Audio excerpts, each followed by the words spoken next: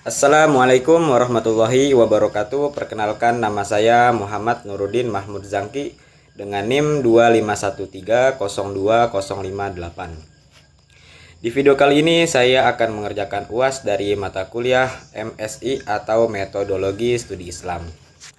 Asal saya dari Kota Bekasi dan hobi saya banyak sekali, tidak bisa dijelaskan satu persatu.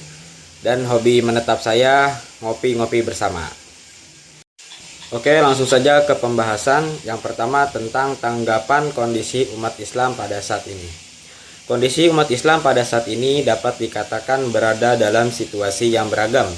Di satu sisi, umat Islam merupakan komunitas terbesar di dunia dan memiliki potensi besar dalam bidang sosial, ekonomi, dan intelektual.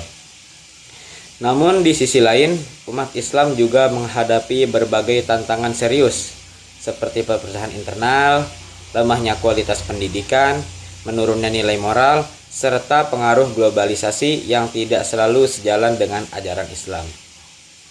Secara argumentatif, salah satu masalah utama adalah kurangnya pemahaman dan pengamalan agama Islam secara menyeluruh.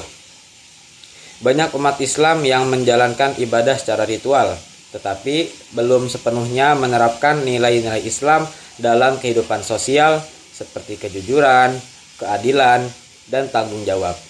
Selain itu, fanatisme sempit dan perbedaan mazhab sering kali memicu konflik sehingga melemahkan persatuan umat.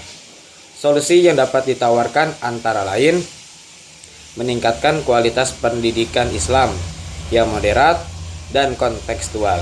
Kemudian ada memperkuat ukhuwah Islamiyah, menumbuhkan sikap toleransi, serta mengintegrasikan nilai-nilai dalam kehidupan sosial. Dengan demikian, umat Islam dapat kembali menjadi umat yang kuat, bersatu, dan berkontribusi positif bagi peradaban dunia. Kemudian yang kedua, hubungan Islam dengan ajaran moral. Ibadah dalam Islam memiliki hubungan yang sangat erat dengan ajaran moral. Ibadah tidak hanya berfungsi sebagai bentuk ketaatan kepada Allah SWT, tetapi juga sebagai sarana pembentukan akhlak mulia. Setiap ibadah mengandung nilai moral yang mendalam. Sebagai contoh, sholat mengajarkan kedisiplinan, ketundukan, dan kejujuran. Dan puasa melatih kesabaran, pengendalian diri, dan empati terhadap sesama. Kemudian ada zakat yang menumbuhkan kepedulian sosial dan mengurangi kesenjangan ekonomi.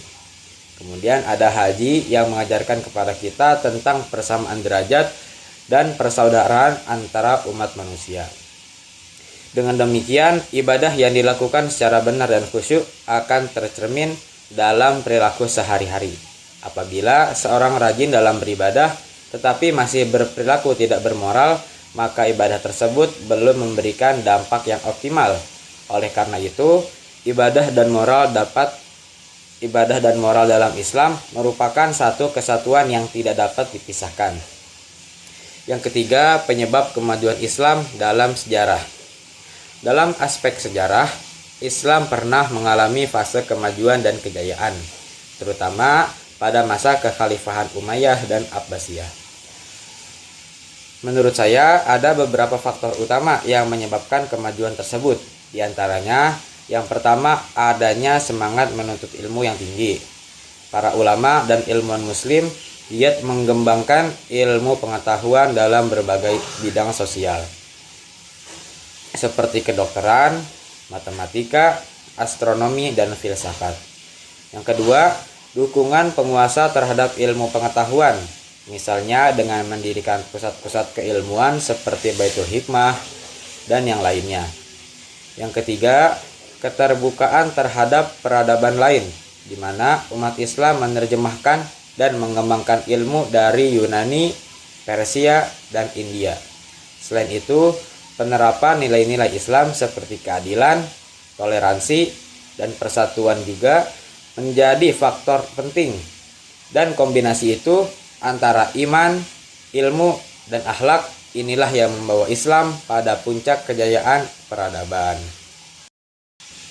Kemudian tanggapan saya mengenai mata kuliah MSI atau Metodologi Studi Islam. Saya sangat senang bisa mempelajari studi Islam dari berbagai aspek.